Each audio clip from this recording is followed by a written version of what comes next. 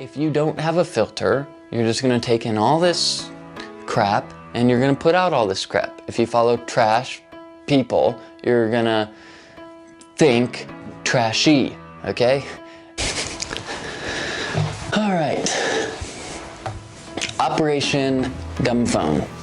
This thing takes up a lot of my time, unfortunately, and it takes time away from things that I care about most, like her, my other 2 kids, my dog, my wife, family, my friends, and the real world that's happening. Theodore Roosevelt said that comparison is the thief of joy, and we compare because we are not content. And we are not content because our desire is not on the same level as our circumstance.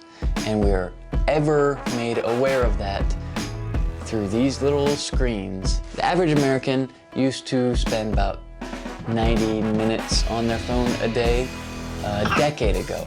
As of 2018, oh, thank you. As of 2018, the average American spends about 3 hours a day on their phone. And I'm not the exception. I spend at least 3 hours a day on my phone. But I use my phone for business, so I don't know. Is it better? Is it worse? 3 hours a day times 365 days a year equals 45 days a year. In 10 years, the average American will have wasted an entire year looking at their phones. Now, maybe not wasted is the best definition, because you can definitely be productive on your phone. Your phone was designed to be a connection device and to help build connection, to communicate with people more easily and to make you more productive. Unfortunately, it just doesn't do that all of the time. Most of the time, our phones, our screens, our smart devices actually make us feel more isolated, alone, and depressed. They actually end up wasting a lot of our time rather than making us more productive. So that's why I'm turning my iPhone 11 Pro into a dumb phone. We can see as technology rises, depression, anxiety, stress also rises. And I think that the reason is, at least for me, is because I see what's going on in everyone else's life, and it's easier for me to be like, oh, that should be me. Or, oh, this awesome new robot vacuum came out that's going to make my life so much better. I've got to have it. I really like robot vacuums, so maybe that's just me, it's not you, but it's like, yeah, no one likes vacuuming. Make a robot do it, okay? Anyways, here's my list. My 12 things to make my phone into a dumb phone, save me more time, help me be more present, productive, and actually encourage me to connect with people who are around me in my real life, and also maybe actually use my phone to call people. So here's my 12 tips. Number 1, write down a list of all of the apps that you want on your phone. Do this when your phone is not with you. Grab a piece of paper and a pen, write down every single app that you would want. Step number 2 is write down every single app that you think that you need. Take into account all of the different areas of life. For me, I have to use my phone for business. So I'm going to have business apps on there. I'm going to have personal apps on there. I'm going to have apps that help me with my community group. I have an app for my church. I have an app for Alfred, our robot vacuum cleaner. So you're gonna have to take into account the apps that you actually need. Number 3 is delete all unnecessary apps. Delete it, delete it, delete it, delete it. You don't need it, you don't need it, you don't need it. Just delete it, okay? If you have to think about it, if you haven't used it in the last 20 days, if you know you don't need it, just delete it. Number 4, organize by apps in folders and keep it simple, organized. Maybe minimize would be a better term for most people to understand what I mean by organized, but I'm talking about like organization of your apps into folders, not like a 10-year-old kid cleaning his room by throwing all of his apps in his closet, okay? Folders are not closets for 10-year-old boys cleaning their room. Don't do that, because you're gonna lose it. But guess what? Your parents are gonna come and they're gonna go check your closet and they're gonna be like, what the heck are all these apps doing in here? Number 5, turn off as many notifications as you possibly can. Turn them all off if you can. I do not need notifications for everything. I don't need news notifications.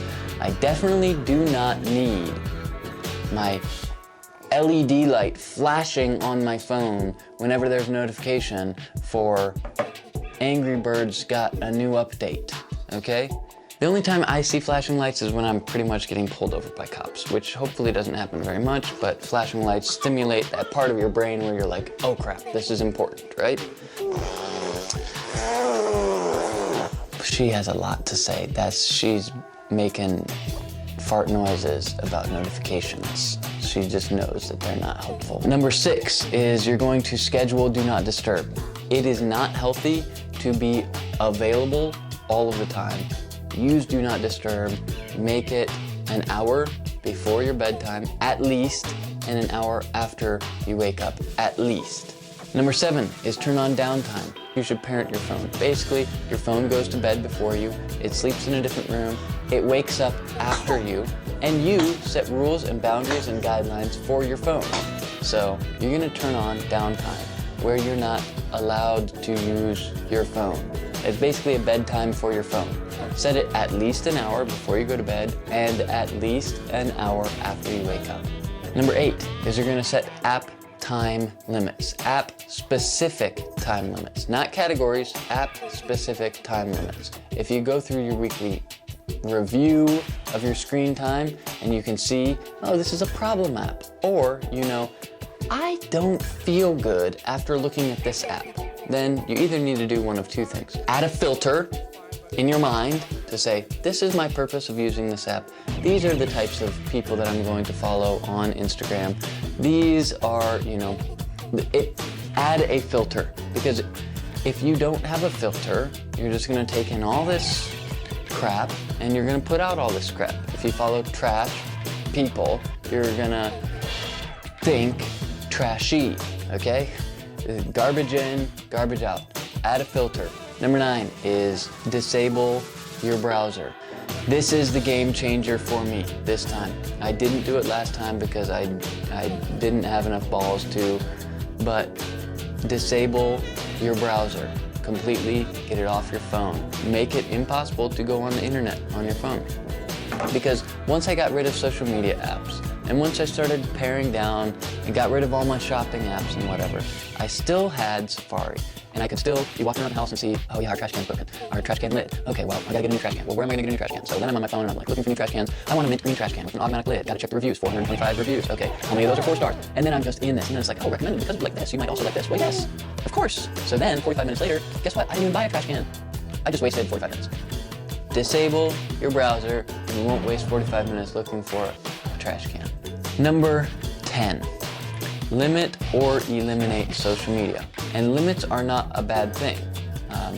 Just like the purpose of minimalism is to focus most on the things that matter most to you. Setting limits is not actually, like, it's not holding you back. It's actually like setting up these boundaries so that you can focus on what actually matters most. Because discipline brings freedom. Number 11, set your screen to grayscale. There's something about looking at a black and white screen that just makes it not as interesting. It's just kind of like, oh, it's just black and white. Like, it's not that interesting. It helps me to focus on what is actually the real world and makes the real world seem more real and this seem like what it is. A phone, a screen, a device, a tool. And it makes it less interesting to look at. I look at it less. Just like amazing. Set your phone to grayscale.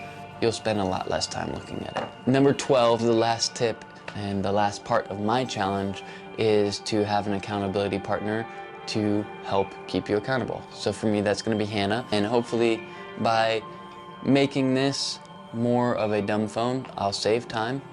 I'll be able to spend more time with my family, and I'll be able to actually define what is important, and it will help me in my other habits as well.